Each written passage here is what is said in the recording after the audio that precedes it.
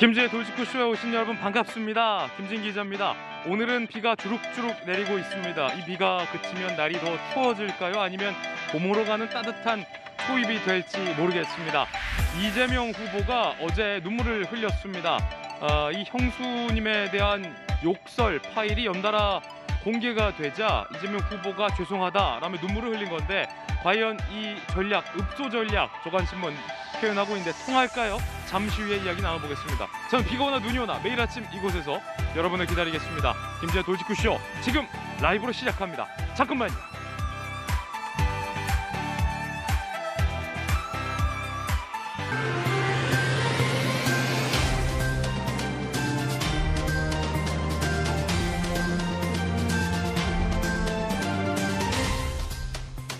신문 읽어주는 남자입니다. 민주당의 추미애 전 장관이 김건희 씨를 연일 비판하고 있습니다. 이번에는 성적 정체성까지 언급하며 비판했다고 하는데 어떤 내용일까? 잠시 후에 이야기 나눠보겠습니다.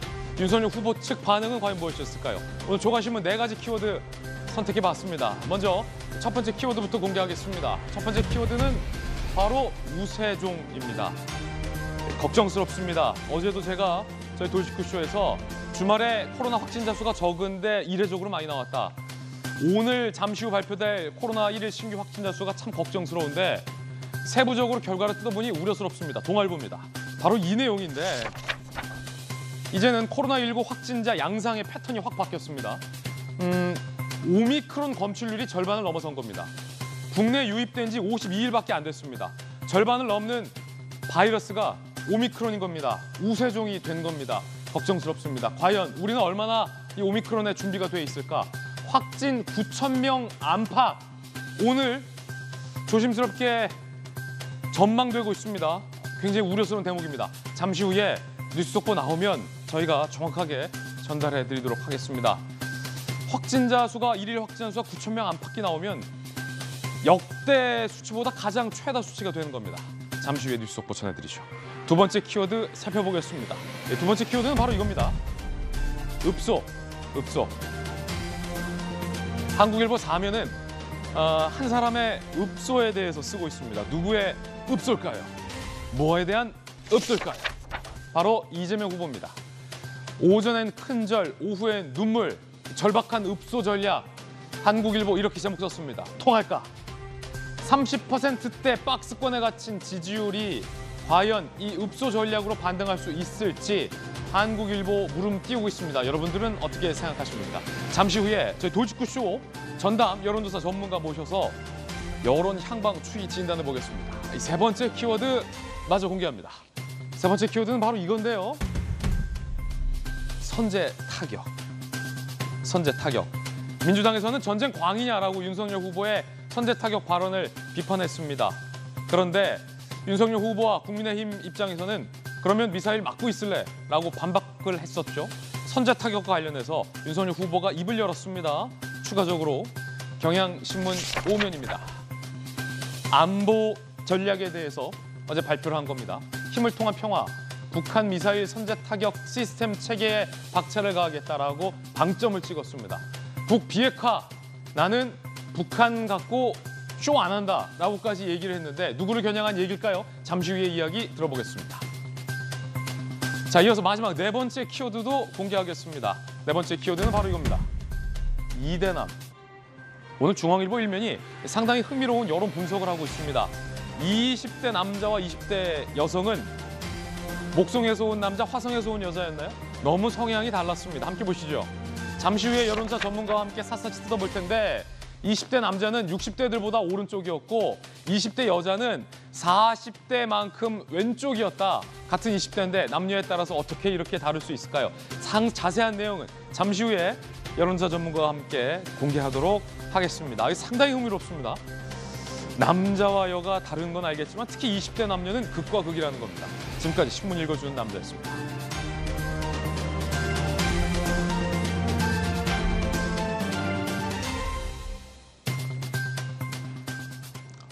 우리 젊은 MZ세대의 마음을 기성세대들은 알 길은 없다 하죠. 그래서 참 복잡한 게 MZ세대의 속내인데 20대 남녀의 생각은 이렇게 다르다. 잠시 후에 전격 공개하겠습니다. 오늘 함께하신 분들 소개해드리죠. 검사 출신의 변호사 김광삼 변호사님, 그리고 판사 경력의 법사위 멤버 전주혜 대변인 나오셨습니다. 반갑습니다.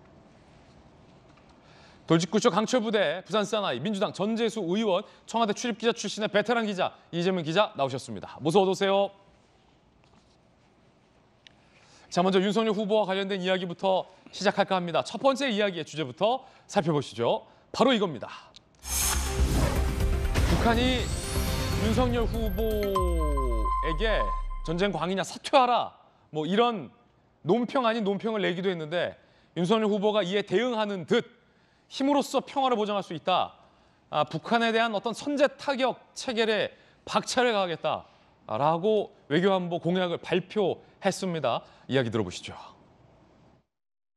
한반도의 평화와 이 번영의 기본은 북한의 비핵화입니다.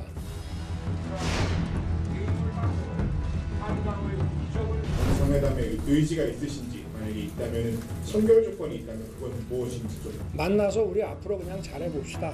이런 얘기하는 거는 그거는 정상 외교가 아닙니다. 국내 정치에 외교를 이용하고 국내 정치에 남북한 통일 문제를 이용하는 쇼입니다. 저는 쇼는 안 합니다. 이 정부 5년 동안 이 킬체인에 대해서 전혀 이 삼축 체제에 대해서 준비한 게 없습니다. 그 말씀을 제가 드렸고, 선제 타격은 전쟁을 하기 위한 것이 아니라 전쟁을 막기 위한 것입니다. 선제 타격론에 다시 한번 방점을 찍었습니다. 그러면서 문재인 정부 5년간 한국형 킬체인에 대해서 전혀 준비를 안 해 있다라고 비판을 했습니다. 그리고 이 문재인 정부에서 있었던 남북 정상회담 등을 겨냥한 듯 단지 대화를 위한 쇼는 하지 않겠다라고 못을 박았습니다. 상당히 흥미로운 대목입니다. 이재명 기자, 어제 여러 가지 현 문재인 정부의 어떤 북한 대북 정책에 대한 비판도 좀 기저에 깔려 있는 것 같아요. 그렇게 봐야겠죠. 지금 어쨌든 간에 세 차례 남북 정상회담이 있었고 9.19 군사합의가 있었습니다. 그럼에도 불구하고 과연 북한 비핵화에 어떠한 진전이 있었느냐고 물으면 사실 누구도 답하기 참 어려운 상황이 온 거죠. 오히려 문재인 정부가 김정은 위원장의 비핵화 의지를 어떻게 보면 국제사회에 보증을 섰다 이렇게 볼 수 있을 텐데, 그래도 불구하고 아무런 진전이 없는 상황을 지금 이제 꼬집은 게 아닌가 싶고, 그런 상황에서 오히려 북한의 핵미사일 능력 그리고 미사일 능력만 더 고도화되는 그런 시간들을 보냈다. 그럴 때 과연 지금 현 정부의 평화 프로세스가 과연 한반도 평화에 얼마나 기여했느냐라고 묻는다면 참 답하기 어려운 거죠. 물론 이것이 이제 문재인 정부만의 노력만으로 되는 건 아니죠. 분명히 이제 북한의 어떤 의지라든지 북한의 실천이 필요했던 거고, 그다음 또 미국과의 또 여러 가지 이제 이해관계가 있었기 때문에 꼭 문재인 정부의 책임이다 볼 수는 없지만, 과연 이제 평화 프로세스만으로 어떠한 비핵화, 어떠한 평화 증진이 있었는지를 묻는다면 참 답하기 어렵다. 그런 상황에서 윤석열 후보가 어제 강조한 것은 비핵화의 의지가 없는 만남은 하지 않겠다. 그것은 그냥 어떻게 보면 평화 쇼다. 그것은 그야말로 국내 정치에 남북 정상회담을 이용하는 거다, 이런 얘기를 했는데, 물론 이제 북한과의 관계라는 게 참 이중적이다. 늘 민주당이 많이 얘기하는 거고 사실 동의할 부분이 많이 있죠. 분명히 북한의 위협 앞에서는 단호한 안보 체계를 갖춰야 되지만, 또 한편으로는 북한과의 협상을 통해서 어쨌든 간에 어떤 비핵화를 외교를 통해 풀어야 되는데, 전 반드시 좀 잊지 말아야 될 것은 어떤 선제 타격을 포함해서 그런 상황을 오지 않게 만드는 건 외교죠. 하지만 선제 타격 상황이 왔을 때 타격할 능력을 갖춘 건 안보 영역입니다. 그러니까 이 외교 영역과 안보 영역을 혼돈해서는 안 된다. 두 가지가 같이 병행돼야 된다. 이런 말씀 꼭 드리고 싶습니다. 그러니까 선제 타격을 할 상황이 오면 주저없이 쏠 수 있는 것, 이건 능력을 갖추는 건 능력이다. 안보 영역인 거죠. 라는 이재명 기자의 의견까지 들어봤습니다. 북한이 앞서서 윤석열 후보를 사퇴하라라고 입장을 낸 적이 있었습니다. 북한의 종전의 입장 한번 살펴볼까요? 북한은 하여튼 윤석열 후보 싫어하는 것 같아요. 자, 각계각층 시민단체가 벌떼처럼 들고 일어나 전쟁 광 윤석열이 민족 공멸에 선전포고를 했다며 맹렬히 규탄. 언론들은 더 이상 구태 색깔론으로 남북 대결 조장 말고 조용히 사퇴하는 것이 제살길 찾는 일임을 알아야 한다고 조소했까. 윤석열 후보는 사퇴할 생각 없다라고 북한에 대해서 입장 밝힌 바 있습니다.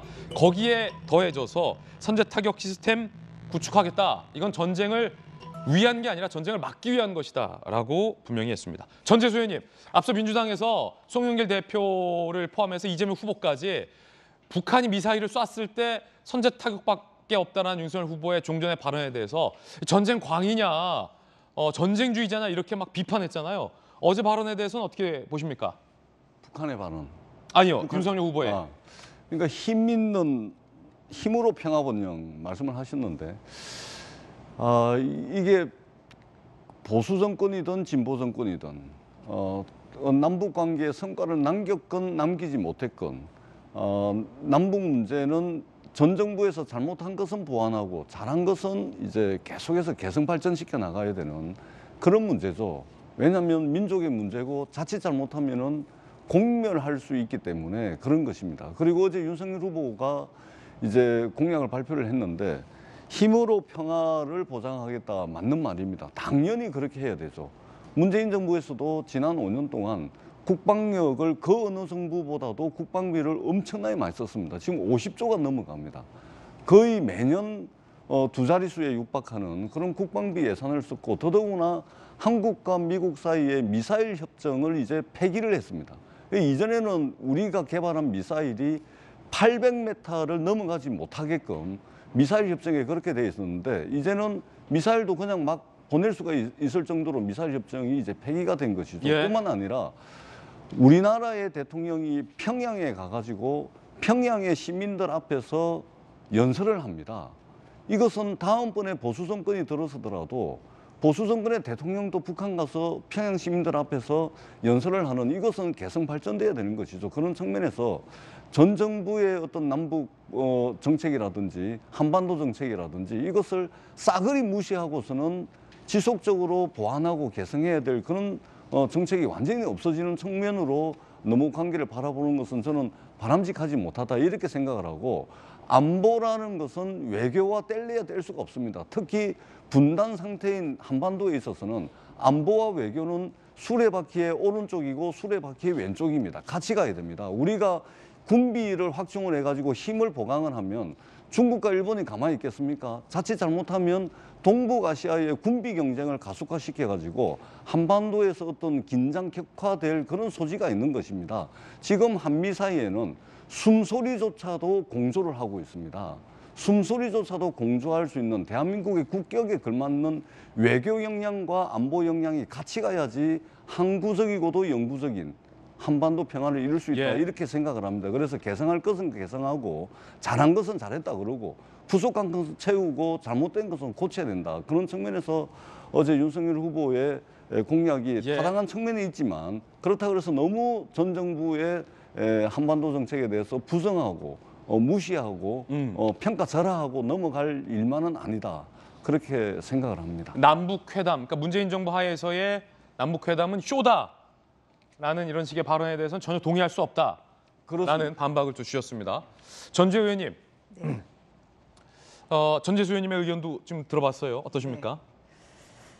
뭐 저희는 뭐 그 말씀에는 이제 동의할 수는 없는 것이고요. 이제 어제 뭐 제가 뭐 대변인으로 그 현장에 있어서 뭐 그 이제 어제 공약 발표한 것을 뭐 정확히 듣고 또한 기자님들과의 질의응답 과정도 모두 다 참여를 했습니다만 저 자리에 예, 가장 이제 중요한 것은 이제 결국 이제 세 가지를 얘기를 하신 거예요. 그래서 자유, 평화, 번영에 기반한 그런 외교 안보를 하겠다. 그리고 이제 어제 나온 얘기가 그 한반도 평화 프로세스는 실패했다는 거거든요. 왜냐하면은 뭐 여러 가지 어제 제시한 비전 중에 하나가 북한의 비핵화입니다. 근데 과연 그 문재인 정부 5년간 비핵화가 오히려 더 가속화되고 비핵화가 오히려 악화되고 있는 것이죠. 그리고 오히려 그럼에도 불구하고 지금 문재인 정부는 종전선언을 굉장히 하고 싶어 하거든요. 그렇기 때문에 어떠한 그런 뭐 북한의 미사일 도발에 대해서도 저자세에 지금 외교를 하고 있는 이런 모습을 국민들에게 보이고 있습니다. 그렇기 때문에 일단 비핵화를 실현을 하기 위해서는 결국은 어떠한 것을 하겠다. 결국은 그 완전하고 검증 가능한 비핵화를 하겠다는 의지를 강하게 천명을 했습니다. 그럼에도 불구하고 그 전이라도 그런데 경제적인 뭐 그런 지원을 할 수 있다. 어쩐 조건이냐? 그 북한이 외국의 뭐 유엔이나 뭐 그런 기관에 그런 그 핵에 대한 사찰, 핵에 대한 그 현지 조사를 하는, 현지 조사를 받는 뭐 그러한 오히려 진정한 모습을 보이는 정도라고 하면 예. 비핵화 이전이라도 어느 정도의 그런 경제적인 지원을 할 수 있다. 이제 이렇게 얘기를 하셨어요. 그래서 가장 중요한 것은 결국은 한반도 그 대한민국의 결국은 평화, 그리고 그 또한 또 평화뿐만 아니라 번영과 특히 자유에 기반한 결국 평화와 또한 그 번영이 돼야 되는 거 아니겠습니까? 그래서 그것을 위해서 일단 북한의 비핵화가 우선 실현이 돼야 된다. 그것을 예. 위한 강한 외교를 하겠다. 이제 이런 얘기를 하신 거고요. 그다음에 선제 타격에 대해서는 막 앞서서 나왔습니다. 이것은 북한이 도발을 하는 것이죠. 왜냐하면 핵을 탑재한 이게 조건이란 말입니다.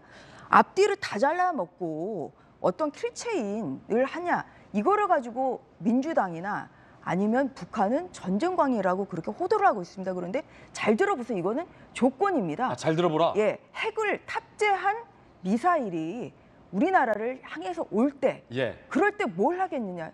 이것은 결국은 북한이 도발을 한 것이기 때문에 거기에 대해서 우리나라의 국민들의 안보를 위해서 예. 또한 그 생명과 안전을 지키기 위해서 할 수 있는 가장 오히려 더 큰 전쟁을 막기 위한 것이 삼축 체제 가장 낮은 수위인 킬체인입니다. 그래서 그거를 하겠다는 그런 얘기를 다시 한번 설명을 하셨고, 그래서 오히려 그 전쟁 그 킬체인이라는 요 단어 하나만을 가지고 어떤 그런 그 앞뒤 그 맥락 없이 이렇게 그 후보의 공약을 비난하는 것은 자제해 주는 것이 바람직하다 이렇게 생각합니다. 예, 두 분의 의견 들어봤습니다. 그런가 하면 민주당의 추미애 전 법무부 장관이 김건희 씨의 무속 논란을 연일 겨냥하고 있습니다. 이번에는 어떻게 이야기했을까요?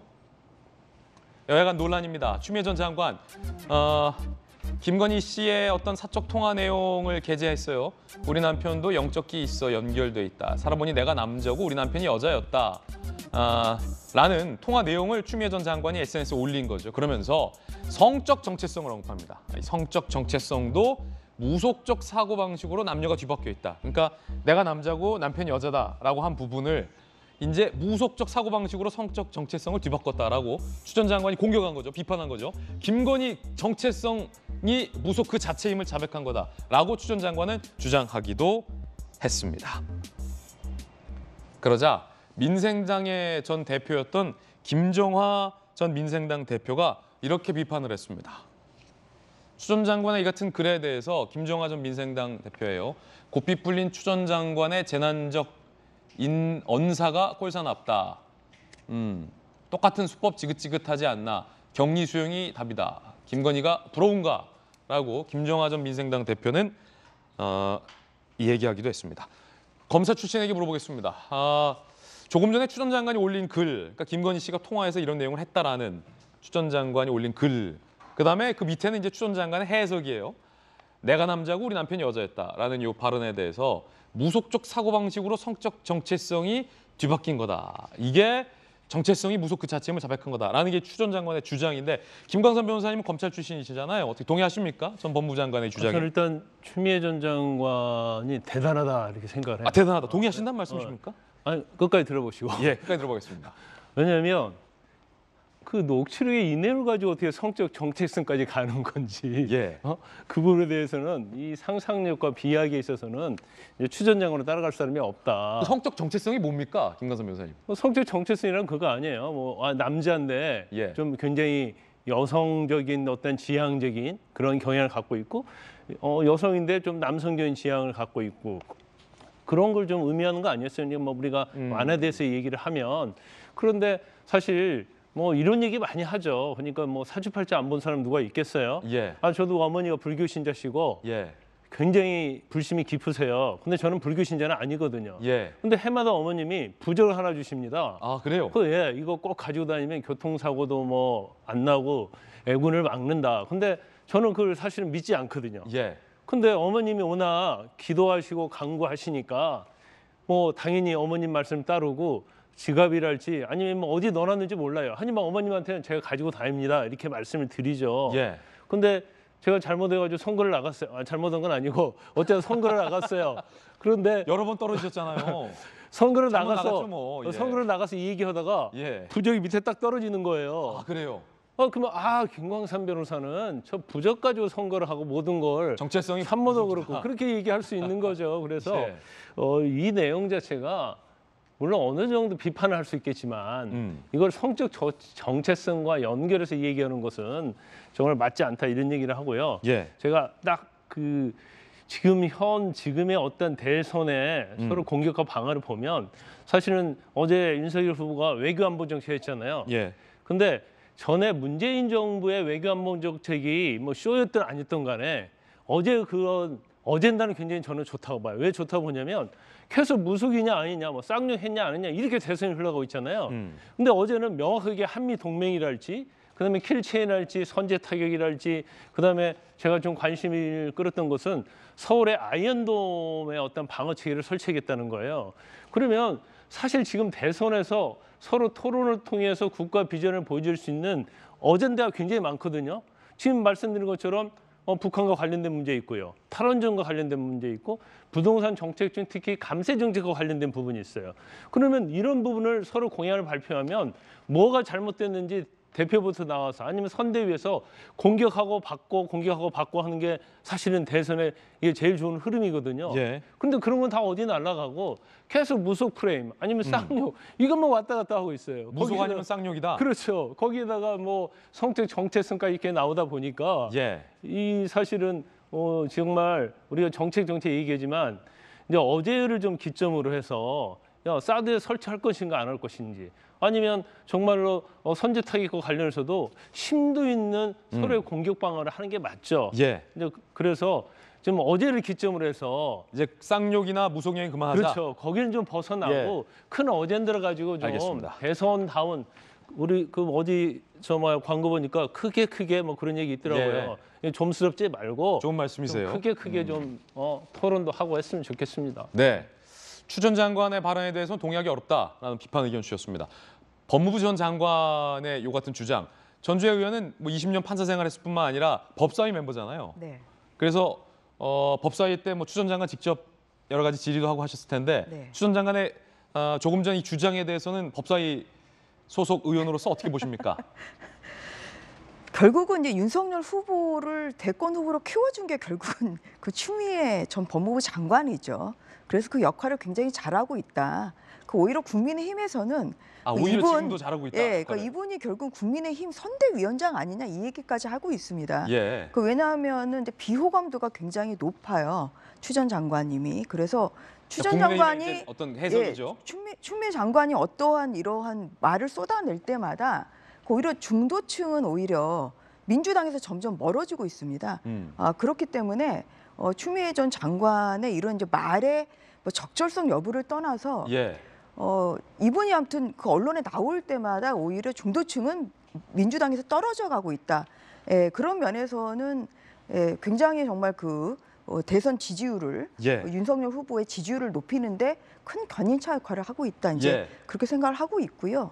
뭐 멀리 갈 것도 없이 윤석열 총장을 결국은 그 직무 정지를 시키고 또한 징계 처분 절차를 진행함으로써 결국은 이 검찰총장에서 왜 옷을 이제 벗게 한 것이 사실은 그 추미애 전 장관의 그 기여가 굉장히 크거든요. 그래서 그런 면에서 그 본인이 좀 어떠한 것이 정말 그 민주당에게 도움이 되는지를 한번 좀 생각해 보면 좋겠다. 이런 생각을 하고요.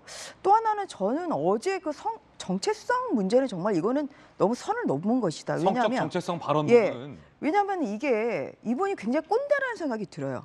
왜냐하면 이게 남자의 역할과 여자의 역할이 정해져 있는 듯한 그런 말을 하신단 말이에요. 그러니까 뭐 요리를 그럼 윤석열 후보가 더 잘하고 이거 그러면 요리가 과연 여자의 영역입니까? 그건 아니지 않습니까? 요리가 여자의 어떤 성적 정체성은 아니다. 그렇죠. 왜냐하면 요새는 요리 잘하는 남자분들도 많고 이게 그러니까 이게 남자 역할과 여자 역할의 이분은 굉장히 기존 관념에 따라서 이걸 판단하시는 그런 분인 것 같아요. 근데 이게 이제 2030 세대랑 굉장히 다르거든요. 왜냐하면 요새는 뭐 남자 역할, 여자 역할 사실은 젊은 세대일수록 그게 그렇게 분리되어 있지는 않거든요. 그래서 이런 것을 보면 확실히 좀 고정관념에 사로잡힌 그런 꼰대 발언이다. 저는 그렇게 생각합니다. 자, 전주혜 의원님의 의견 들어봤습니다. 전재수 의원님 어떻게 보십니까? 이 무속적 사고방식에 의해서 남녀의 성적 정체성이 뒤바뀌었다. 정체성 자체가 무속이다라는 추 전 장관 주장에 대해서 어떻게 보십니까? 그러니까 저 말만 보면은 이제 굉장히 비약적인 뭐 주장으로 읽힐 수도 있습니다. 근데 최근에 김건희 씨 전화통화 녹음을 통해서 김건희 씨 육성을 통해서 여러 가지 이야기한 것에 비춰보면 뭐 가능한 이야기도 되지 않을까 이렇게 생각을 합니다. 왜 그러냐면 이게 너무 많은 이게 좀 그 어떤 영적인 또는 주술이라든지 이런 것과 좀 관련이 돼 있지 않은가 이런 우려들을 할 수밖에 없어. 왜 그러냐면 이것은 만들어진 것이 아니고 없는 것을 만든 것이 아니고 김건희 씨의 육성 대화를 통해서 이제 드러난 겁니다. 여러 언론 보도에서 지금 이야기를 하고 있는 것이죠. 나는 영적인 사람이고 그리고 도사들과 인생을 논하는 것을 절개한다. 그리고 윤석열 후보가 손바닥에 왕자를 그려 나오고 국민의힘 경선 과정에서 천공서성 이야기가 나오고 그때도 주술 논란이 있었죠. 뿐만 아니라 최근에 이제 건진법사가 우리 국민들이 신년의 점을 보고 또 필요한 경우에 따라서 굿을 보는 분들이 있죠. 그거 괜찮습니다. 근데 우리가 지난 5년 전에 박근혜 정부 최순실 국정농단을 보면서 이 주술에 대한 우리 국민들의 트라우마가 분명히 있습니다. 개인이 점 보는 거하고 대통령 후보 또는 대통령 영부인이 될 분이 주술에 과도하게 의존하는 것은 완전히 틀린 문제죠. 개인적으로 뭐 부적 가지고 댕기는 게 무슨 문제가 있겠습니까? 국정 운영이라는 것은 법에 의해서 국정 운영이 돼야 되는 것이죠. 제도와 시스템에 의해서 국정 운영이 돼야 되는 것입니다. 지금 건진법사가 선대위에서 중요한 역할을 했다는 차고 넘치는 여러 가지 정황들이 나오고 있습니다. 건진법사 관련한 취재가 시작되자마자 네트워크 본부를 해체를 하고 건진법사라는 분은 싹 사라집니다. 그분의 딸과 처남도 사라집니다. 그분의 서성도 사라지고 그리고 연민복지재단이라고 그것도 해체가 됩니다. 그다음에 여기에 가장 많은 후원을 했던 세무법인 홈페이지도 사라지고 없습니다. 그렇기 때문에 이 부분들을 과연 어떻게 설명을 할 것인가, 그리고 이것이 없는 걸 만든 것인가, 이런 이제 측면에서 볼 때 우리 김건희 씨의 주술이라든지 무속 이 부분에 대한 논란들은 국민들이 가지고 있는 어떤 트라우마에 대한 그런 부분들이 있기 때문에 그냥 모른다, 아니다 이렇게만 하고 넘어갈 것이 아니고 국민들께 조금 더 소상하게 설명을 해야 될 의무가 국민의힘에는 있다 이렇게 생각을 합니다. 예. 자, 한편 이 김건희 씨의 녹취록을 MBC가 보도함에 따라서 안희정 전 지사 사건에 대한 김건희 씨의 어떤 발언 등등 논란의 대목들이 있었습니다. 윤석열 후보가 이 녹취록으로 논란이 됐던 부분들에 대해서 사과를 했습니다. 윤석열 후보의 이야기 들어보시죠. 녹취록 역할 때문에 홍준표 의원님이랑 그리고 유승민 의원님 두 분 다 불쾌감을 표했는데요. 법원에서 공개하지 말라고 하는 부분까지 또 공개를 안 하겠다고 해놓고 또 뭐 뉴스를 통해서 막 공개를 하고 참 이 공영방송으로서 저희가 이해하기 어려운 좀 그런 상황입니다만은 어쨌든 이 녹취록에 의해서 좀 마음이 불편하신 분이나 상처받으신 분에 대해서는 저도 국민의 입장에서 늘 죄송하게 생각을 하고 있습니다. 자, 그런가 하면 이 여권에서는 김건희 씨에 대한 공세가 집중적으로 제기되고 있는 그런 상황인데, 그런가 하면 이 김건희 씨 측에서 최근에 프로필 사진을 했다라며 김건희 씨 팬클럽 회장이 프로필 사진 촬영 현장을 공개한 바 있는데 이게 10년 전 옷을 재활용했다라고 팬클럽 사이에서 굉장히 화제가 되고 있다라는 보도도 나오고 있습니다. 자, 이재명 기자, 어떤 내용이죠? 보신 것처럼 이제 어제 글쎄요, 뭐 프로필 사진을 어떤 걸 찍었는지 사실 뭐 윤석열 후보도 정확히 잘 모르겠다고 할 정도니까 뭐 곧 뭐 등장을 위해서 어떤 사진을 찍었는지 모르겠는데 어쨌든 김건희 씨 가까운 변호사, 아까 선대위의 어떤 변호사 한 분이 김건희 씨가 최근에 프로필 사진을 찍었다면서 사진을 올렸죠. 그런데 그게 이제 지금 보이는 것처럼 오른쪽에 있는 사진입니다. 그런데 왼쪽에 그러니까 과거 10년 전에 인터뷰 때 사진과 똑같은 베이지색 재킷을 입은 겁니다. 그러다 보니까 뭐 일각에서는 그냥 검소하다, 수수하다, 그러니까 10년 전의 옷을 그대로 또 입은 거 아니냐라고 하면서 좀 이렇게 호평하는 쪽도 있고, 뭐 또 한쪽에서는 이것도 컨셉 아니냐, 그러니까 의도한 것 아니냐, 뭐 또 이렇게 얘기한 쪽도 있고, 그래서 뭐 설왕설래가 이어지고 있는 건데 글쎄요, 뭐 의도해서 이렇게 나왔는지 모르겠지만 저 이제 모습을 자꾸 이제 여러 네티즌들이 좀 이렇게 여러 군데 유통되고 있는 그런 상황입니다. 그렇군요. 자, 프로필 사진과 관련해서 남편은 뭐라고 대답했을까요? 이 프로필 사진 찍었는지 알고 있었을까요? 이야기 들어보시죠. 김건희 씨 프로필 사진 찍는 현장이 공개됐는데요. 공개해서 국상에 이제 나오는 게 임박한 것인지. 그래서 저는 남편이지만 그런 사진을 찍었는지 안 찍었는지 알 수가 없고 그 무슨 프로필 사진을 찍는 그 사진인지 뭐 신문에 뭐가 났다고 하는데 그것도 알 수가 없습니다. 자, 그런가 하면 이준석 대표와 김은혜 공보단장이 김건희 씨의 공개 활동이 임박했음을 재차 시사했습니다. 이야기 각각 들어보겠습니다. 저는 후보의 배우자가 네. 뭐 통상적인 다른 후보의 배우자가 하는 정도의 활동은 해도 관계없다. 전적으로 후보자와 배우자가 논의를 통해 가지고 어떻게 하는 것이 선거운동에 도움이 되는 방식일지 결정해서 정해야 된다고 생각합니다. 3월 9일 전에 어떤 식으로든 국민께 인사드리고 또 고개 숙여 더 인사드릴 계기가 있겠죠.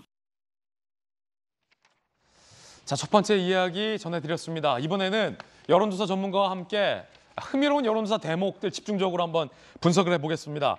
여론조사 분석은 저희 돌직구쇼가 가장 정확합니다. 자, 일단 제목부터 공개하죠. 두 번째 이야기의 주제는 바로 이겁니다. 윤석열, 안철수 단일화된, 자, 흥미로운 건 오늘 동아일보가 단독 보도하고 있는데 민주당에서 윤석열, 안철수가 단일화됐을 경우를 예측한 민주당의 보고서를 동아일보가 단독 취재한 내용이 있습니다. 민주당은 윤석열, 안철수 단일화에 대해서 어떻게 예측하고 보고서에 썼을지 잠시 후에 공개하도록 하겠습니다.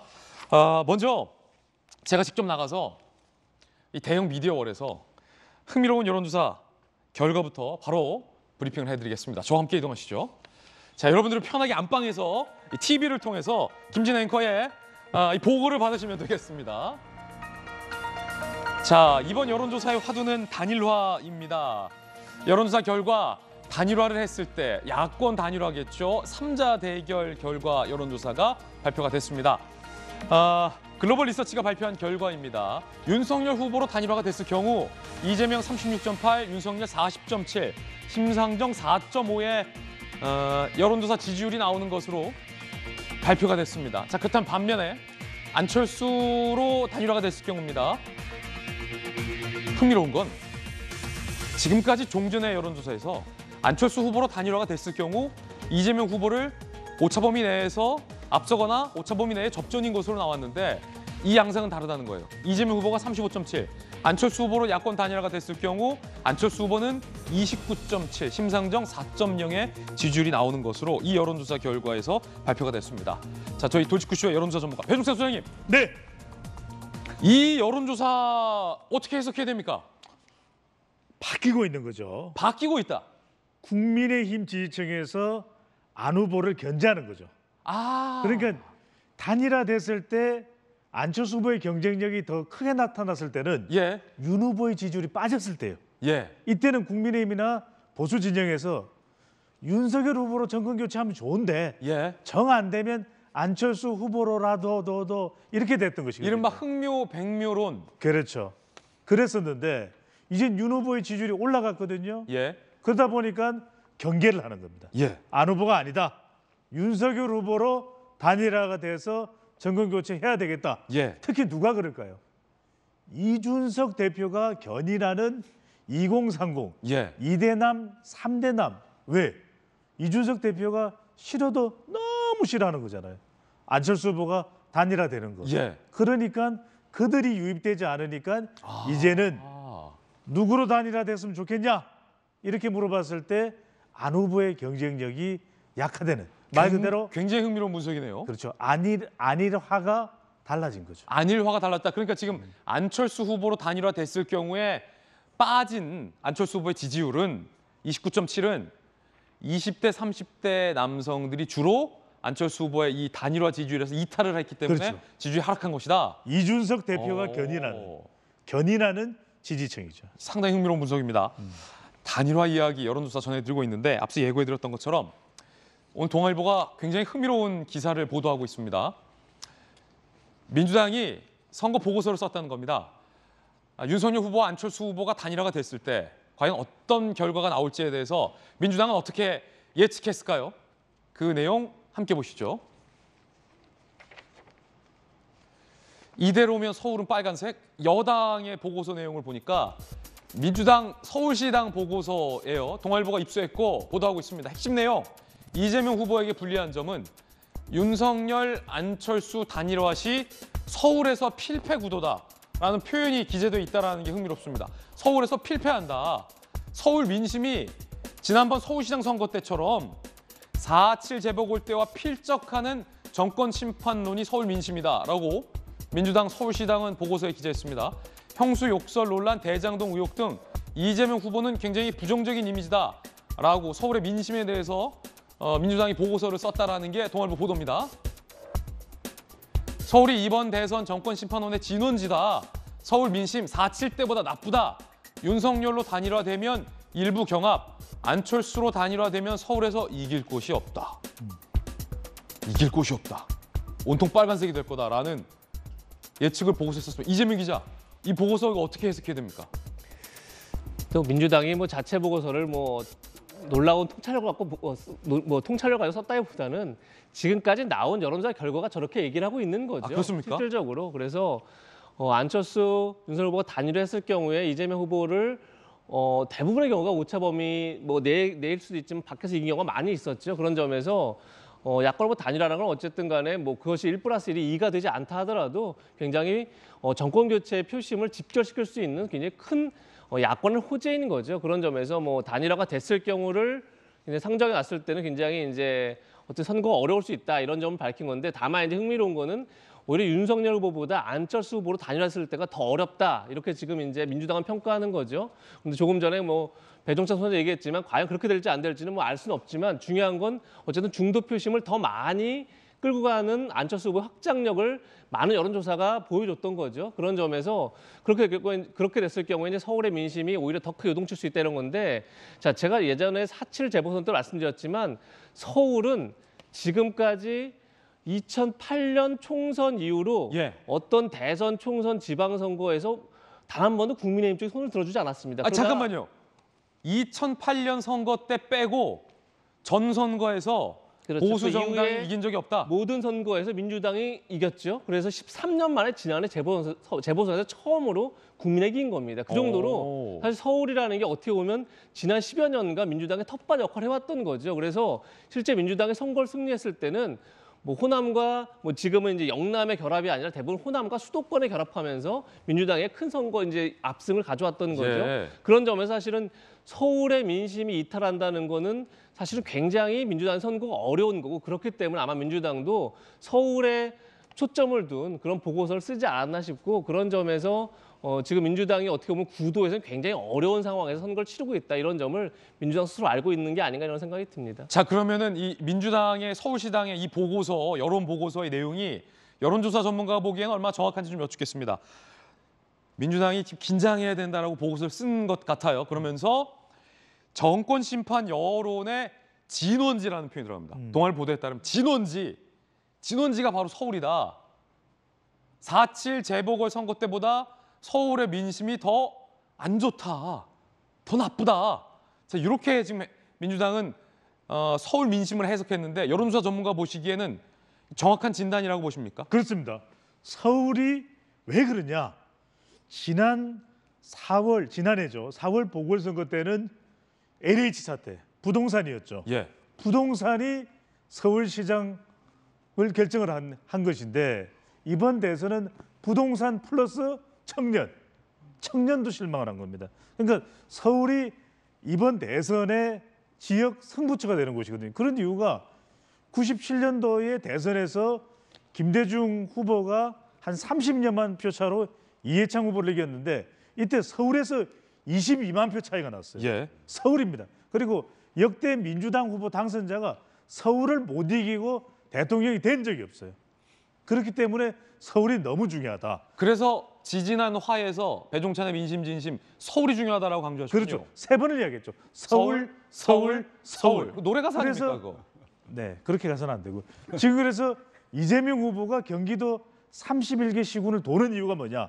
서울 포위 전략이죠. 왜?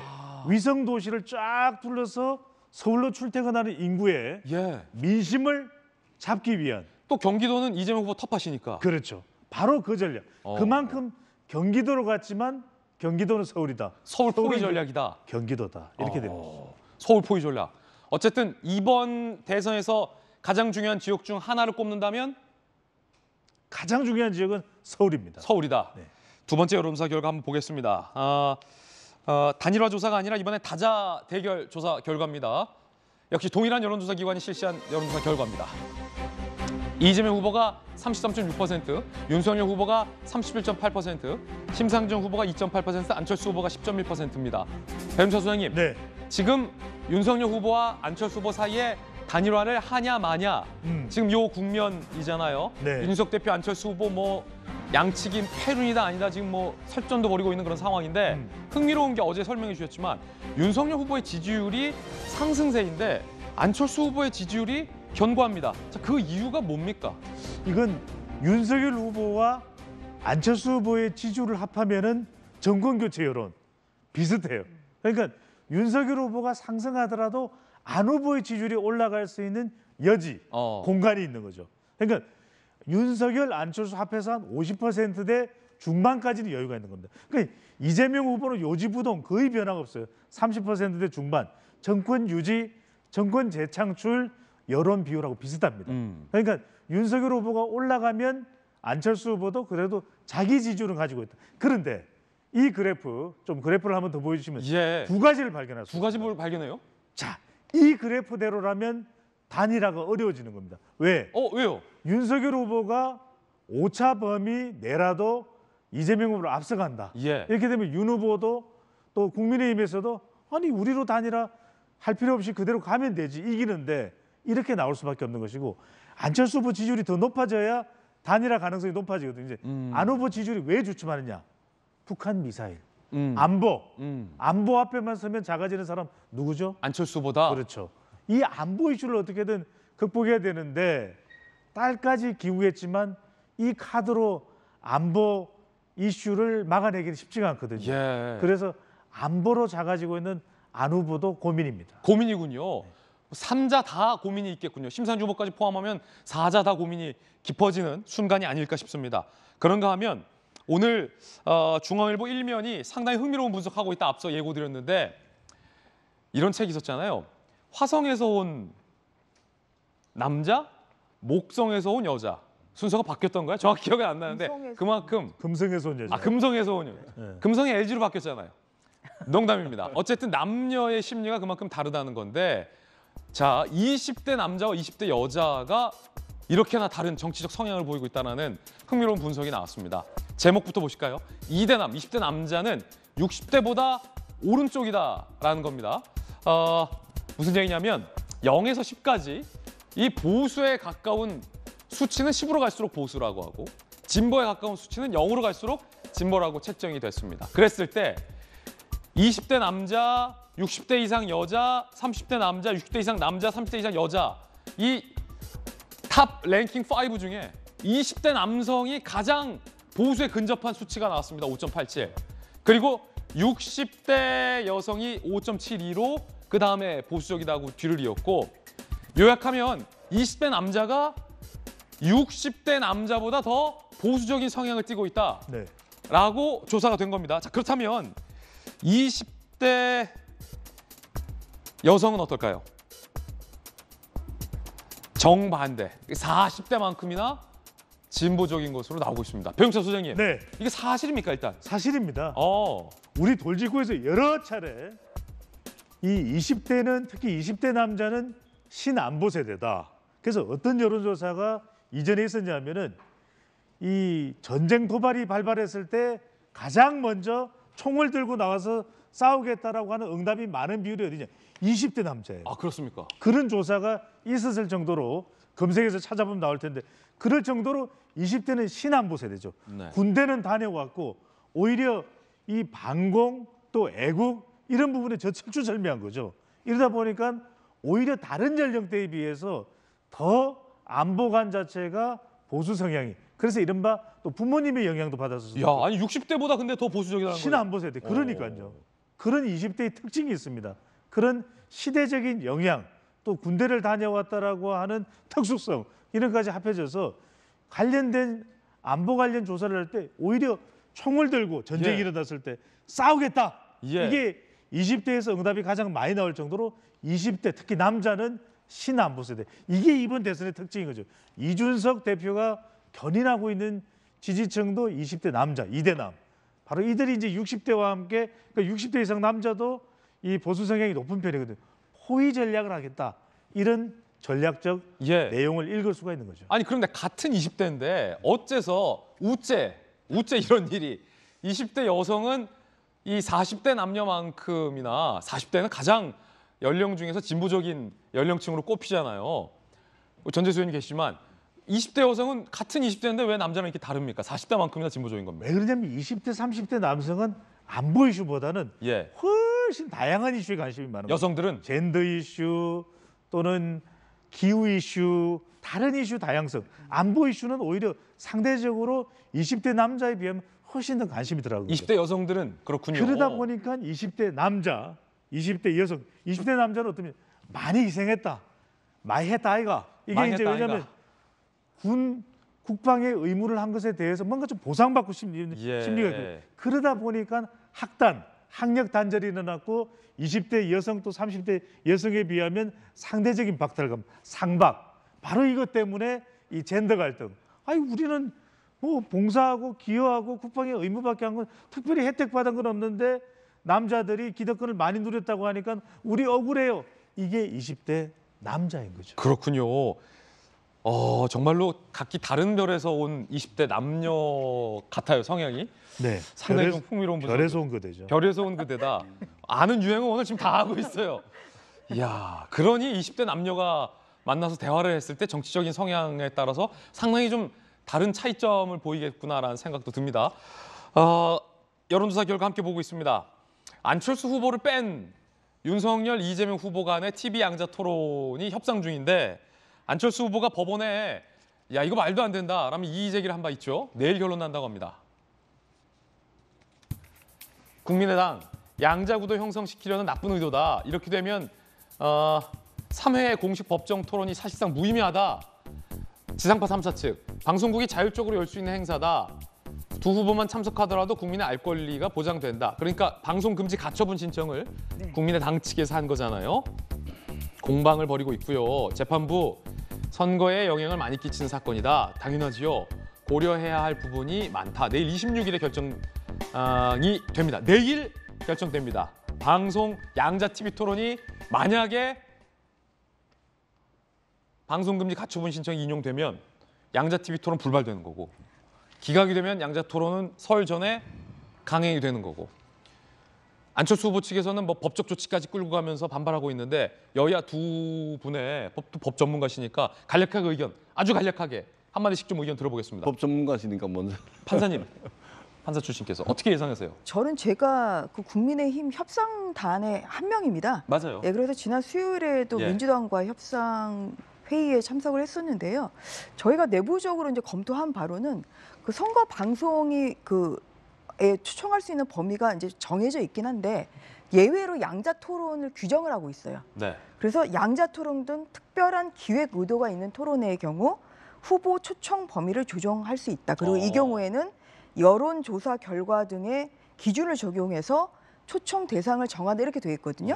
그래서 여론조사에 따르면 지금 1, 2위가 윤석열 후보와 지금 이재명 후보 아니겠습니까? 그래서 양자 토론 지금 가능한 것으로 그렇게 법적으로도 선거 이제 관련 규정이 이렇게 되어 있고요.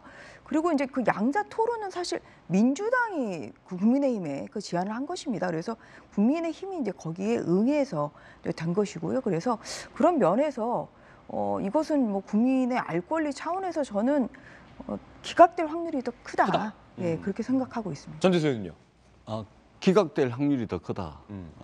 방송이 안 될 가능성이 더 크다는 그 말씀입니다. 기각이 된다는 거는 이제 방송이 된다. 방송이 그러니까 된다는 저도 마찬가지입니다. 다양한 조합과 다양한 형식과 다양한 방식으로 TV 토론은 많이 이루어져야 됩니다. 양자 토론, 삼자 토론, 사자 토론 또 필요하다면 허경영 씨까지 어제 뭐 차를 몰고 지지자들이 돌진을 했던데. 예, 그래서 출마한 모든 사람들이 자신의 정책과 비전을 국민들께 알릴 수 있는 다양한 방식으로 다양하게 좀 해야 된다 이렇게 생각을 하고, 다만 이제 법정 토론에는 딱 규정이 있습니다. 정당 지지율 5% 이상, 그 이전 선거에서 뭐 득표 얼마 이상 딱 규정이 있는데, 그것은 이제 공직선거법상 의무적으로 해야 되는 방송 토론 3번에 해당하는 것이고, 그 나머지는 후보와 또 방송국이 아마 자율적으로 알아서 결정하는 것으로 이렇게 되어 있기 때문에 TV 토론이 없어진다든지 그럴 가능성은 별로 없다. 다만 이번에는 뭐 그렇게 하더라도 추후에는 국민들의 알 권리 차원에서 다양한 조합과 방식으로 많은 후보들이 참여하는 그런 토론회가 됐으면 좋겠다라는 바람은 가지고 있습니다. 예, 의견 들어봤습니다. 결과 내일 발표되니까 내일 발표되면 저희가 또 관련된 내용 보도해드리도록 하겠습니다. 배준찬 소장님과 함께하는 민심 진심 살펴봤습니다. 감사합니다. 이번엔 저희가 준비한 세 번째 이야기, 이재명 후보와 관련된 이야기 시작하겠습니다. 제목부터 공개하죠. 눈물의 호소, 백이종군 7인회. 이재명 후보의 발언 중 어제는 저희가 내가 대선 지면 나를 없는 죄 만들어서 감옥 보낼 수 있다라고 지지를 호소했던 대목을 들려드렸는데, 오늘은 이재명 후보가 형수 욕설과 관련해서 눈물을 흘렸습니다. 이재명 후보의 눈물 이야기 들어보시죠. 사과의 뜻을 겸해서 앞으로 지금까지 완전히 다른 새로운 정치로 보답드리겠다.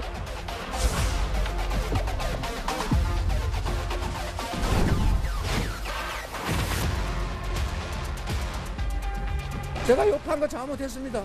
공직자로서 욕하지 말고 끝까지 참았어야죠. 잘못했습니다. 다시는 이런 일이 일어나지 않습니다.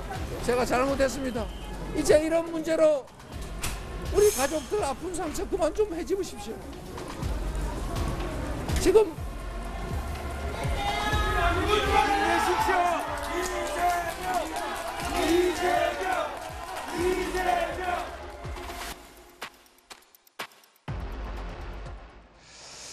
가족의 아픈 상처를 그만 해집어달라라고 눈물을 흘린 겁니다. 눈물의 호소를 한 셈입니다. 오늘 많은 조군 신문들은 이재명 후보가 큰절을 하고 눈물을 흘리고 읍소의 전략을 펼치고 있다라는 분석도 하고 있는데, 이재명 기자, 이 조간신문들의 해석 맞습니까? 이게 지지율이 묘하게 이재명 후보가 눈물을 흘리고 큰절한 날이 묘하게 윤석열 후보의 지지율이 40%를 넘는 결과가 발표된 날이다라는 한 분석도 있던데, 이재명 후보의 이 읍소 소위 전략이 지지율 정체와도 연관이 있는 겁니까?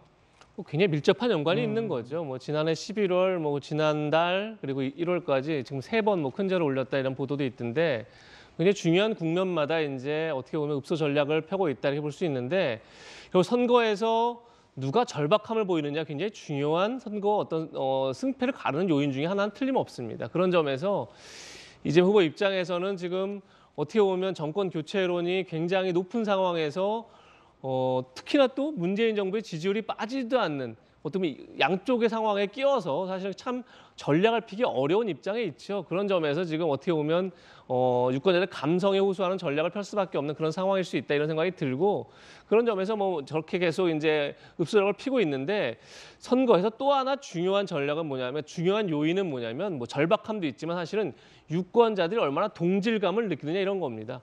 대표적인 건 트럼프 대통령이 어떻게 보면 백인 중산층 유권자들과 동질감을 형성하면서 이길 수 있었던 거죠.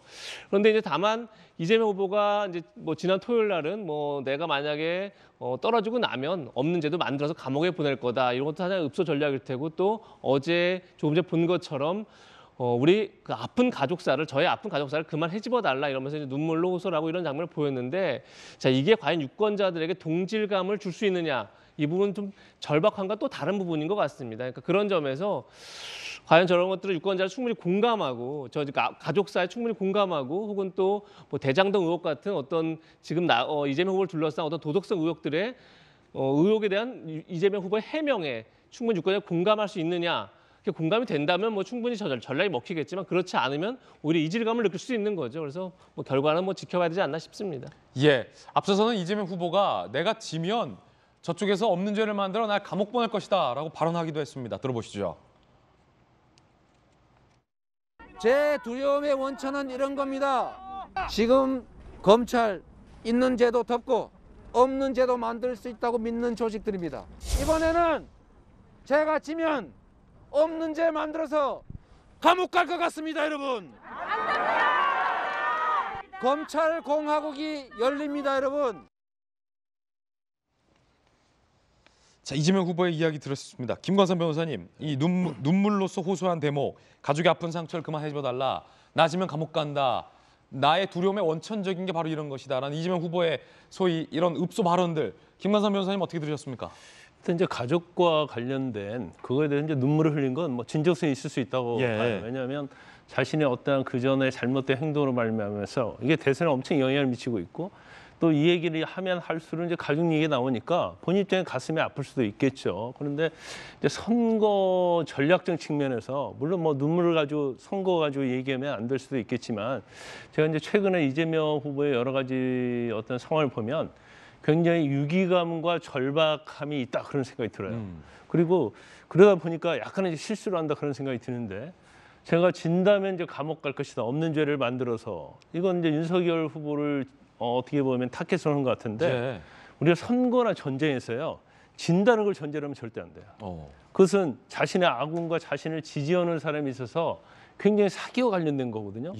아니, 그러면 진다면 감옥 간다는데 그럼 우리가 더 도와줘서 이겨야지, 이런 생각을 하는 게 아니고, 뭐가 좀 잘못돼 가나, 이런 생각을 할 수 있는 그런 메시지가 될 수 있어요. 그리고 최근에 7인 회들이 우리는 전면 나서지 않겠다, 공직맞지 않겠다, 이 얘기 하잖아요. 근데 저같이 방송을 많이 나오고 정치를 관심 있게 가진 사람도 7인회가 누구지 몰랐어요. 그 결과적으로 국민들은 7인회가 있었구나, 이재명 후보사에는 측근도 없고 자기는 비주류라고 했는데, 이제 그런 것들을 좀 나타나게 됐고, 그다음에 큰절과 이제 눈물과 관련해서도 이게 이제 읍소 전략이거든요. 그런데 우리가 정치사를 보면 2016년도에 친박 진박 공천과 관련해서 엄청난 후폭풍이 있었어요. 그때 새누리당이었나요? 그 국회의원들 나와서 엎드려 절을 했잖아요.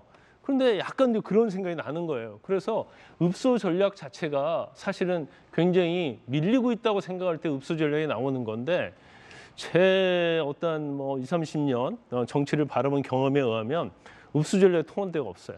그러니까 사실은 이것보다는 당당하게 나가야 한다. 그래야지 어떤 뭐 감정적 호소 이런 것은 사실 대선에 있어서는 이제는 영향이 없다는 거죠. 그래서 그런 부분에 있어서 민주당이 좀 선거 전략이랄지 그런 걸 재검토해야 하지 않나 싶습니다. 김관선 변호사님의 의견 들어봤습니다. 자, 그런가 하면 앞서 발언 중에 이제 7인회에 대해서 언급해 주셨는데, 정성호 의원이 7인회는 어떠한 임명직도 일체 맞지 않을 것이다라고 선언을 했습니다. 들어보시죠. 국민 여러분께 약속드립니다. 이재명 후보의 최측근으로 분류되어 소위 7인회로 불리는 저희부터 기득권을 내려놓겠습니다. 국민이 선택해 주실 이재명 정부에서 국민이 선택 없는 임명직은 일체 맞지 않겠습니다. 정성호 의원이 일종의 7인회의 좌장격이고, 멤버를 보니까 김남국 의원도 이름이 들어가 있던데, 일단 가까운 사람부터가 임명직을 맡지 않겠다, 기득권을 내려놓겠다라는 기득권 포기 선언인 겁니다. 그런데 전재수 의원님, 김남국 의혹 등이 구성된 저 7인회가 정말 이재명 후보의 최측근이었어요? 그러니까 전재수는 저기 없던데 7인회에 약간 서운하지 않으셨어요? 전혀 그렇지 않습니다. 그래요? 그러니까 이재명 후보와 함께 공동의 역사적 경험을 공유하신 분들이죠. 그러니까 본인들이 스스로 만드신 거죠?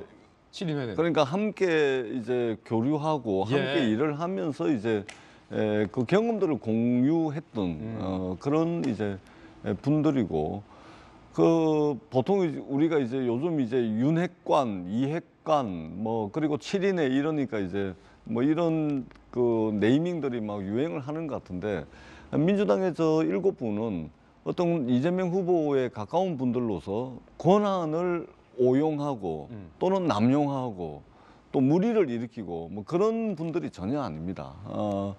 묵묵하게 오히려 저 선대위가 문제가 됐을 때는 전부 이제 뒤로 이선 후퇴를 했던 분들이고, 묵묵하게 이재명 후보를 위해서 일했던 분들인데, 어떻든 이재명 후보가 단순한 인물의 교체, 정권의 교체를 넘어선 어떤 기득권 질서를 혁파하는 세상 교체를 하겠다라고 했을 때 이재명 후보가 민주당을 향해서 요구했던 내용들이 좀 있습니다. 그것은 정당 혁신, 그리고 민주당의 혁신을 통해서 대한민국의 정치를 바꿔내겠다라는 요구들을 계속 해왔기 때문에 그러한 동력을 만들어내고 그러한 실천 의지를 내보이는 차원에서 이재명 후보와 함께 가까이에서 함께 일을 해왔던 분들의 어떤 기득권 내려놓기 이 차원으로 좀 이해를 해주시고요. 그리고 이것이 민주당의 혁신으로 이어지고 이 민주당의 혁신이 정치 혁신으로 이어지는 그런 연쇄적 반응으로 좀 이어졌으면 하는 그런 기대를 가지고 기득권 내려놓기에 먼저 좀 솔선수범해서 나선 것으로 이해가 됩니다. 예, 7인회, 그러니까 소위 윤핵관과는 다르다라고도 표현해 주셨어요. 어떻게 보십니까? 저는 전 의원님. 그러니까 7인회가 좀 진정성이 없어 보인다. 왜냐하면은 진짜 7인회라는 것은 사람들이 기억이 없어진 것이었거든요. 뭐 캠프 그 경선에서는 이제 활약을 했지만 지금 오히려 후선으로 물러나 있고.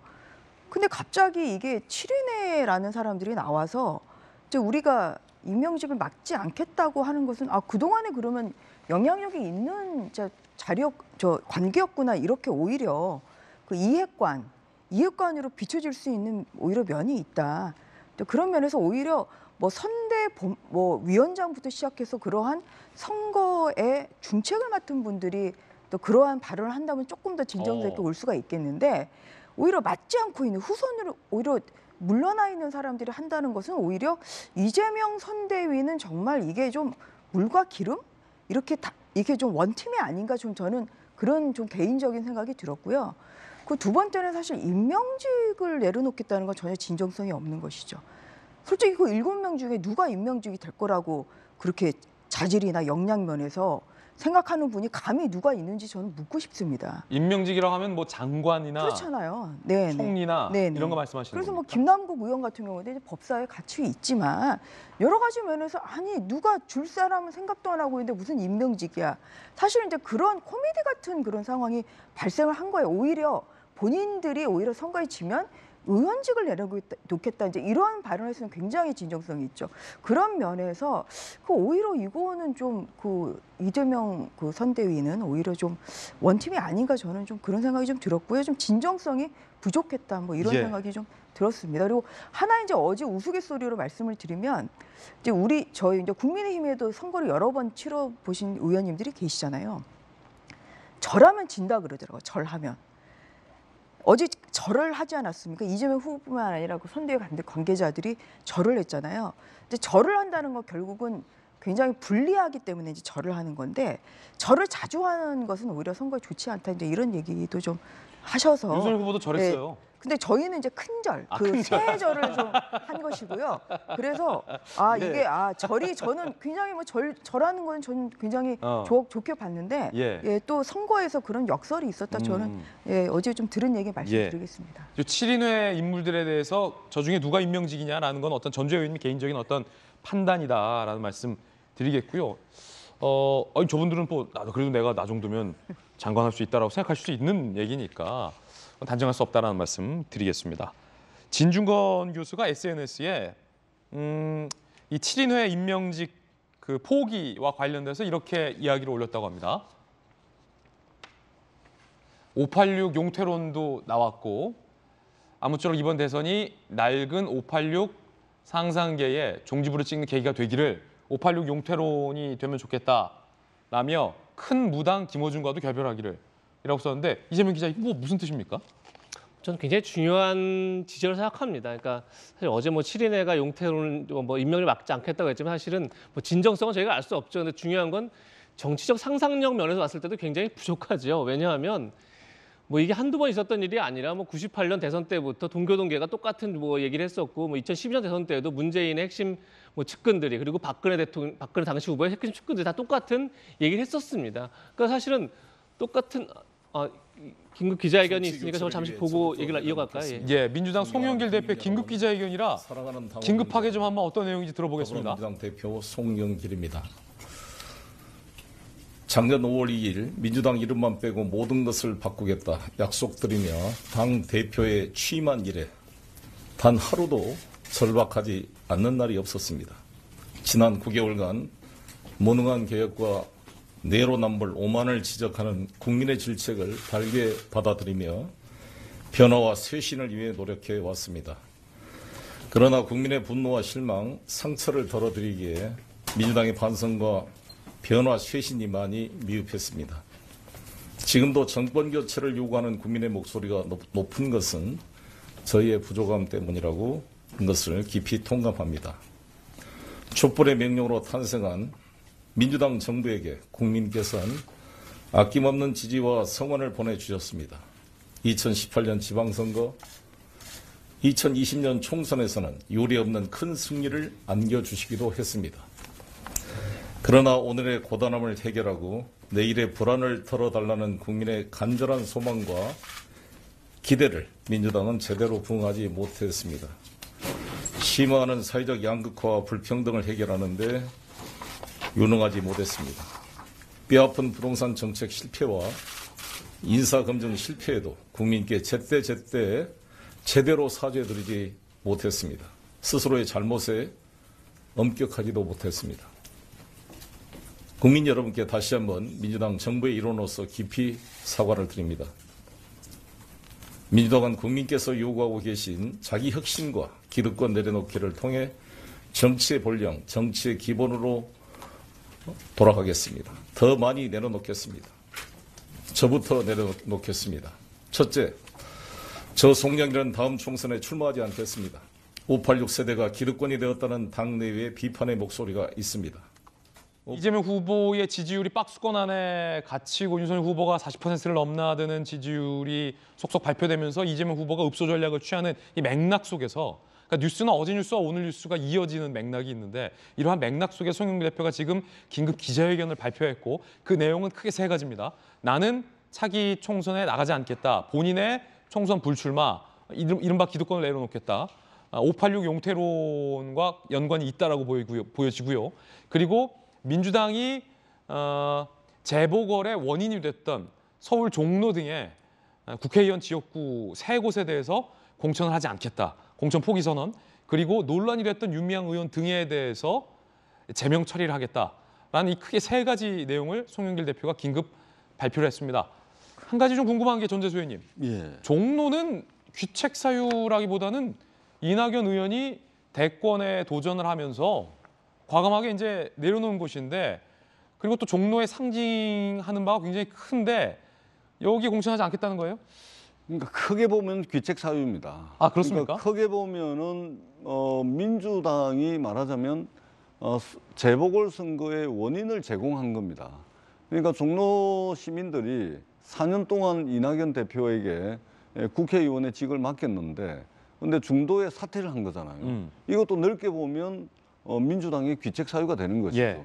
그다음에 경기도 안성이나 청주 상당 같은 경우는 이제 민주당 의원들이었는데 전부 선거법하고 정치자금법 뭐 등등 해서 이제 의원직을 상실한 곳입니다. 그러니까 재보궐선거의 원인을 민주당이 제공을 했기 때문에 귀책 사유가 있는 지역구는 공천하지 않겠다. 지난번에 어디입니까? 부산시장 재보궐선거 공천을 했지 않습니까? 원래 공천하면 안 됐잖아요. 저는 이제 공천하면 안 된다고 주장을 했는데 부산의 맹주 전재수는 부산시장 공천하면 안 됐다고 반대했었죠. 그렇습니다. 예, 근데 공천을 했고, 근데 민주당이 이제는 민주당이고 국민의힘을 떠나가지고 막대한 국민 세금을 들여가지고 재보궐선거의 원인을 제공을 했다면 그 선거 비용을 그 당에서 다 낼 게 아니라면 후보는 저는 내면 안 된다. 그래야 책임 정치가 됩니다. 그런 측면에서 저는 원인 제공을 한 곳에 후보를 내지 않는 것은 정말 잘된 결정이다 이렇게 생각을 하고 그다음에 윤미향, 이상직, 박덕흠 의원 제명안에 대해서는 저 세 분은 국회의장 직속 산하에 윤리위원회 자문을 하는 기구가 있습니다. 예. 그 민간인들로 구성이 됐는데 거기서 이 세 분에 대해서는 제명을 하라 해가지고 국회 윤리위원회에 의견이 제출돼 있는 상태입니다. 그렇기 때문에 그 윤리심사 자문위원회 의견을 국회가 내몰라라 할 수도 있는데 그 자문위에서 올라온 민간 전문가들의 의견을 반영을 하겠다라는 그 의지로 보여집니다. 그렇기 때문에 굉장히 이전에 어떤 국회가 보여왔던 모습과 비교를 하면 굉장히 파격적이고 굉장히 전향적으로 읽혀집니다. 더더구나 어제 이제 7인회가 임명직을 맡지 않겠다, 이것이 좀 뜬금없다 이런 평가도 일부에서 있었지만 이것이 오늘 송영길 대표의 총선 불출마 그리고 저분들의 의원직 제명안 처리 이런 것으로 이어지는 거 보니까 이것이 어떤 민주당의 혁신, 그 다음에 대한민국 정치의 혁신으로 이어지는 그런 아까도 말씀드렸듯이 긍정적인 연쇄적 반응의 연속으로 좀 쭉 이어졌으면 좋겠다 이런 기대를 하게 됩니다. 자, 이렇게 되면은 이 종로 재보궐선거가 굉장히 사실은 큰 판인데 국민의힘 쪽에서 굉장히 무혈 입성을 하게 된다라는 얘기가 되기 때문에 살짝 유권자 입장에 좀 김이 좀 빠져 측면도 있고, 왜냐하면 또 선거라는 것이 후보가 다양하게 내야 유권자들이 선택할 다양성이 증대되는 거기 때문에. 하지만 어쨌든 송영길 대표는 어떤 기득권을 내려놓겠다라는 측면에서 조금 전에 발표를 했습니다. 다시 논의하던 내용으로 돌아와서 이재명 기자 얘기 중에 송영길 대표의 긴급 기자회견을 저희가 연결해 드렸는데 진중권 교수가 큰 무당 김어준과도 결별하기를 이라고 썼어요.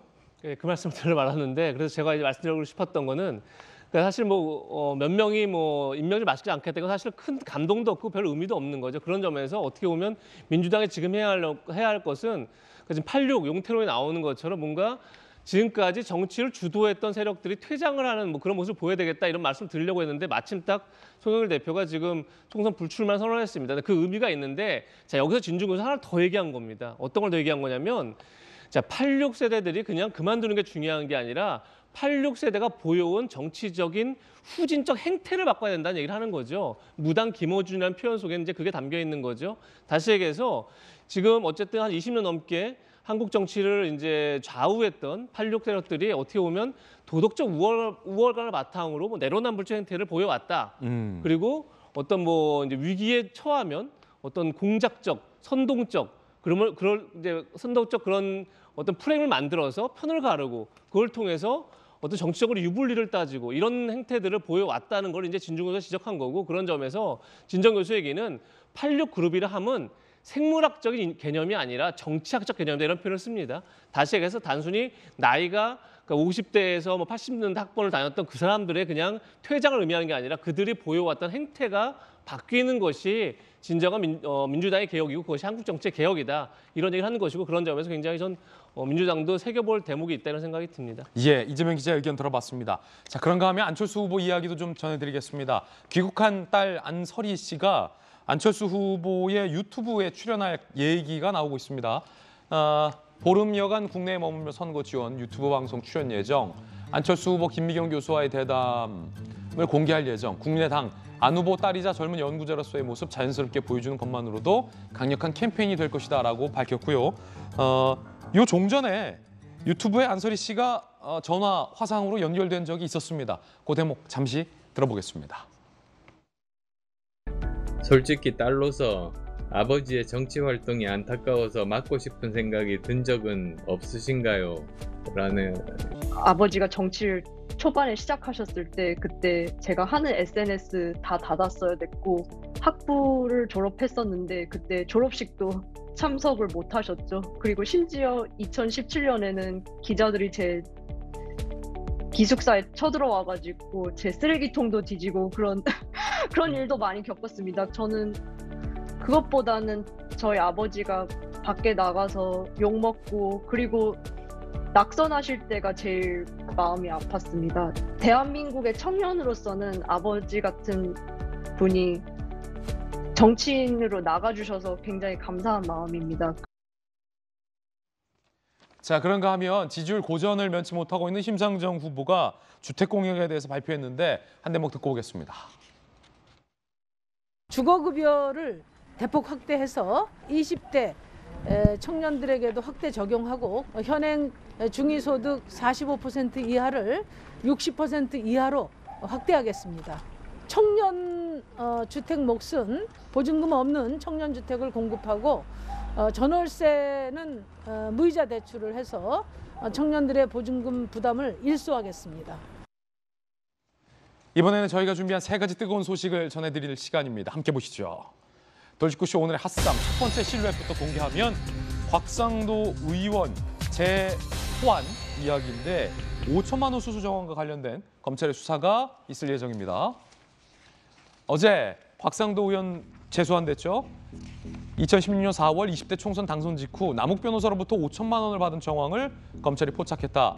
정치자금법 위반 여부에 대해서 조사. 남욱 변호사 2015년 수원지검 수사받을 당시 변론 도와준 대가다라고 검찰에 진술을 했다라는 내용도 보도가 되고 있습니다. 곽상도 의원의 반론도 소개가 되고 있는데 총선 전 2016년 3월 남욱 구속된 사건에 일해 주고 받은 변호사 비용이다. 지난해 12월 영장 심사 당시 이미 드러난 내용인데 마치 새로운 사실처럼 어떤 의도가 갖고 조작하는 게 아닌가 의심이 된다라고 입장을 냈습니다. 김광선 변호사님, 검찰 출신이시잖아요. 이건 어떻게 봐야 됩니까? 5천만 원이 왜 갔는지가 굉장히 중요한데 이 부분에 대해서 총선 전이냐 후냐 이거 가지고 논쟁을 하고 있어요. 더군다나 곽상도 의원은 총선 전에 받은 것이고 전에 이제 남욱 변호사가 그 대장동 개발과 관련해서 이제 인허가 관련해서 뭐 8억 얼마 받았다는 걸 구속돼 갖고 나중에 무죄 받은 사례가 있거든요. 그때 이제 자신이 역할을 해서 총선 전에 돈을 받았다는 거고 남욱 변호사 측은 아마 총선 후에 돈을 줬다 이렇게 얘기하는 것 같아요. 총선 후에 돈을 줬고 변호사 비에 상관이 없다고 하면 정치자금법 위반이 되는 거고요. 저는 이제 변호사 비용과 관련해서 받았다고 한다면 그건 뭐 당연히 받을 수는 있겠죠. 그래서 약간 그 시간적으로 보면 지금 언론 보도만 가지고는 판단하기는 어려워요. 그런데 어떻든 간에 곽상도 의원이 남욱 변호사의 어떤 재판에서 역할을 했느냐 하지 않았느냐 이게 굉장히 좀 중요할 것 같고. 아니 근데 궁금한 게 아들 퇴직금 50억 의혹이 사실상 국민적인 관심사인데 검찰은 지금 뭐 5천만 원권 얘기하고 50억은 뭐 조사하고는 있습니까?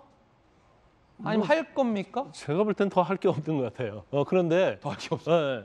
이 5천만 원과 관련된 내용이 사실은 곽상도 전 의원 측의 얘기에 의하면 처음에 조사할 때 이 내용이 나왔다는 거예요. 그러면 50억과 관련된 알선 수재와 관련돼서 영장을 청구할 때 이 내용이 들어가는 게 맞거든요. 근데 아마 이 부분도 좀 자신이 없어서 빼지 않았나 싶고 결과적으로 저는 이제 개인적으로 50억 받은 이유가 있을 것이다. 뭐 퇴직금을 50억 줄 리는 없잖아요. 그런데 검찰에서 수사를 했는데 알선 수재를 죄가 되려면 알선이 있어야 하거든요. 근데 알선을 하는데 누굴 만나서 어떻게 알선했는가를 검찰이 밝히지 못하는 거예요.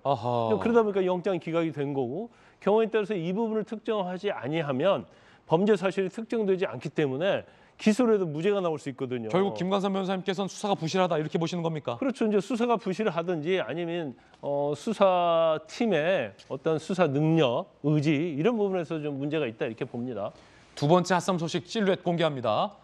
자, 정체는요. 바로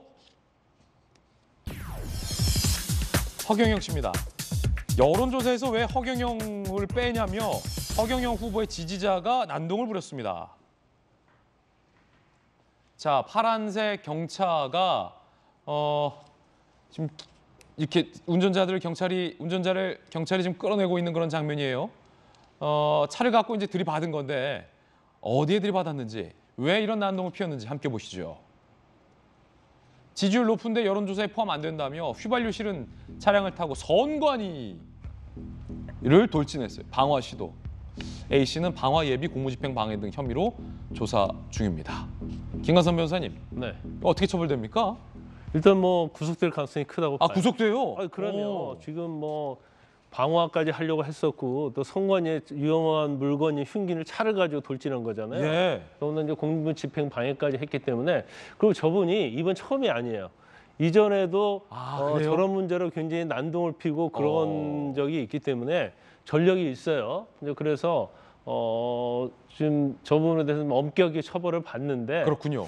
좀 이해할 수 없는 측면이 있죠. 만약에 허경영 후보를 위한다면 좀 더 선거운동을 좀 열심히 하는 방향으로 해야지 물리력으로 뭘 파괴하고 해서 허경영을 돕겠다, 후보를 돕겠다는 생각은 아주 잘못된 생각이죠. 근데 이재명 기자, 여론조사에 허경영 후보를 넣을지 말지에 대한 항의를 왜 선관위에 가서 합니까? 좀 이상한 거죠. 그러니까 그게 사실은 이제 언론사의 자율권이라고 볼 수 있는 거죠. 언론사가 여론조사를 넣을 수도 있고 안 넣을 수도 있고 이런 건데 다만 이제 지지자들이 허경영 쪽에 이제 지지자들이 저렇게 이제 불만을 표출하는 거는 선관위가 주관하는 법정 토론에 참여하는 조건 중에 하나가 물론 이제 원내 다수석의를 갖고 있다거나 아니면 전 대선에서 3% 이상의 지지를 얻거나 이런 건 다 참여를 하지만 또 하나가 뭐냐면 그런 조건이 갖추지 않더라도 언론사가 주관하는 여론조사에서 평균 5% 이상이 나오면 법정 토론에 참석할 수 있습니다. 그러다 보니까 언론사가 많이 이제 여론조사에 집어넣고 그래서 5% 이상 나와야 이제 토론도 할 수 있고 그런데 그런 이제 기회가 박탈되는 거에 대해서 저는 불만을 표출한 게 아닌가 싶습니다. 그렇군요. 자, 핫싸움 함께하고 있습니다. 세 번째 소식 전해드리겠습니다. 함께 보십시오. 오미크론 코로나19 속보인데 앞서서 제가 오프닝 때 서두에 9,000명 안팎 우려된다고 말씀드렸고 조금 전 정부가 발표를 했습니다. 뉴스 속보입니다. 코로나19 확진자 수가 8,571명.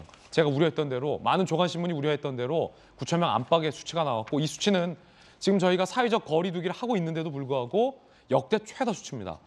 지금까지 우리가 했던 이 사회적 거리 두기에도 불구하고 역대 최다 수치가 나왔다는 건 이 방역 정책이 오미크론 변이 바이러스에 먹히지 않고 있다는 의미이기도 해서 상당히 우려스러운 대목이라고 볼 수밖에 없고요. 이달 셋째 주 오미크론 검출률이 50.3% 우세종이 돼버렸습니다. 우리가 사회적 거리 두기, 고강도의 사적 제한을 하고 있는데도 불구하고 역대 최다 수치 8,000 얼마요? 8,570명이 넘게 나왔다는 건 9,000명 안팎의 최대치가 나왔다는 건 이 지금 사회적 거리 두기가 소용이 없다는 얘기입니다. 적어도 오늘 이 순간에는 정부로서도 상당히 좀 고민스러울 수밖에 없고요. 정부의 고민은 이거예요. 다음 주, 이번 주 설 연휴잖아요. 설 연휴 이동하면 타오르는 불길에 기름 붓는 것. 설 연휴 직전에 9,000명 안팎인데 설 때 사람 만나고 이동하면 10,000명, 20,000명은 쉽게 늘어날 수 있다는 우려가 나오고 있는 그런 대목입니다. 거기에 이 코로나19의 컨트롤 타워, 실질적인 역할을 할 수 있는 복지부에서 집단 감염 사례까지 나왔습니다. 정부 세종청산의 보건복지부 직원 24명 집단 감염. 일부 부서 확진 직원 밀접 접촉자 등 제대로 파악 안 된 상황에서 주말에 자가진단 키트 검사하고 월요일에 출근하라라고 지시가 내려졌다. 공무원 A씨, 방역당국, 민간기업 기관에서 확진자 나오면 무조건 재택근무하라 명령학과는 대응이 달랐다. 그러니까 너무 내부의 확진 양상에 대해서 자신만만해했다 혹은 방심했다라는 얘기도 나오고 있는 그런 대목입니다. 다시 한번 말씀드립니다. 설 연휴를 앞두고 8,500명이 넘는 확진자 수가 나왔습니다. 경계해야 할 일입니다. 60초 광고 후에 돌아오겠습니다. 네, 오늘 저희가 준비한 소식 전해드렸습니다. 저희들은 내일 아침 8시 50분에 더욱더 풍성한 소식 들고 인사드리겠습니다. 오늘 하루는 분명 어제보다 나을 겁니다. 좋은 하루 되십시오. 고맙습니다.